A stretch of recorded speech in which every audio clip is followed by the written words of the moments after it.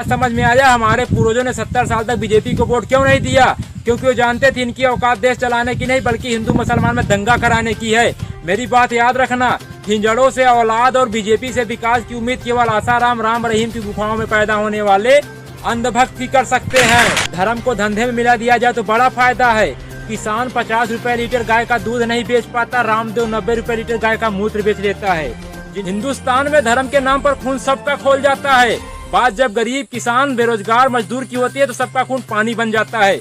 मर जाए लेकिन सौतन विधवा नहीं होनी चाहिए, वही हाल है अंधभक्तों का। देश बर्बाद हो जाए मगर मोदी हटना नहीं चाहिए। हिंदू मजदूर सड़क पर पैदल और भूखे प्यासे मर रहे हैं। कहाँ गए हिंदुओं के ठेकेदार?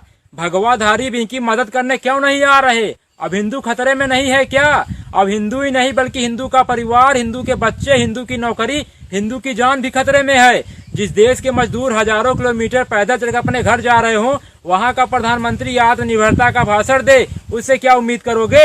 आज समझ में आया हमारे पूर्वजों ने 70 साल तक बीजेपी को वोट क्यों नहीं दिया, क्योंकि वो जानते थे इनकी औकात देश चलाने की नहीं बल्कि हिंदू मुसलमान में दंगा कराने की है। मेरी बात याद रखना, हिंजड़ों से औलाद और बीजेपी से विकास की उम्मीद केवल आसाराम राम रहीम की गुफाओं में पैदा होने वाले अंधभक्त ही कर सकते हैं। तबाह होकर भी तबाही नहीं दिखती है, अंधभक्ति है जनाब, इसकी दवाई नहीं बिकती। धर्म को धंधे में मिला दिया जाए तो बड़ा फायदा है। किसान 50 रुपए लीटर गाय का दूध नहीं बेच पाता, रामदेव 90 रुपए लीटर गाय का मूत्र बेच लेता है। जिनको लगता है भाजपा समारोह की पार्टी है, सही है, क्योंकि सड़कों पर भूखे प्यासे रोते बिलखते मजदूर 90% दलित पिछड़े हैं। यही उनका मदद न मिल पाने का सबसे बड़ा कारण है। एक बात याद रखना, चाहे 16 मजदूर मरे चाहे 16,000 मजदूर मरे, सरकार पर कोई प्रभाव नहीं पड़ेगा, क्योंकि सरकार पूंजीपतियों की है, गरीबों की नहीं। बटन दबाकर उंगली में स्याही देखकर खुश होना ही लोकतंत्र नहीं है। अपने अधिकार के लिए सरकार को उंगली दिखाकर सवाल पूछना भी एक लोकतंत्र है। रेलवे बिकेगा, एयर इंडिया बिकेगा, बिकेगा देश का कोना कोना। कोरोना से भी खतरनाक बीमारी है यारो अंधभक्त का होना। हिंदुस्तान में धर्म के नाम पर खून सबका खोल जाता है। बात जब गरीब किसान बेरोजगार मजदूर की होती है तो सबका खून पानी बन जाता है। विदेशों से जो उड़कर आ रहे हैं उनके लिए स्वागत में पोस्टर बैनर लगाए जा रहे हैं, और जो साइकिल से पैदल चलकर आ रहे हैं उनके ऊपर डंडे बरसाए जा रहे हैं।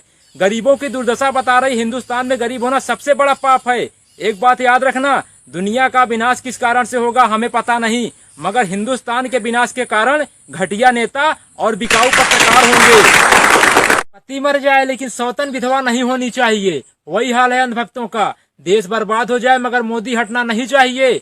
हमारा देश बदल रहा है, बुलेट ट्रेन की जगह मजदूर पटरी पर चल रहा है। जब वो जिंदा थे तो 2 रोटी तक देने की सरकार की औकात नहीं, आज मरने के बाद 5 लाख का मुआवजा कौन खाएगा? घर से निकले थे सपना पूरा करने के लिए, किसको पता था घर जाना भी सपना बन जाएगा। जब गरीब मजदूरों को पैदल सड़क हादसों में कुचल कर मरना ही है तो पीएम केयर फंड में मिला दान किस काम का? जो सरकार गरीब मजदूरों को घर तक पहुंचाने का ट्रेन का किराया तक ना दे सकी, वो 20 लाख करोड़ का पैकेज क्या देगी? एक बात याद रखना, बिखरेंगे जमी पर तो रमक छोड़ जाएंगे, बिखरेंगे जमी पर तो रमक छोड़ जाएंगे। गरीब है तो क्या हुआ, मरने के बाद भी गरीबी वाली महक छोड़ जाएंगे।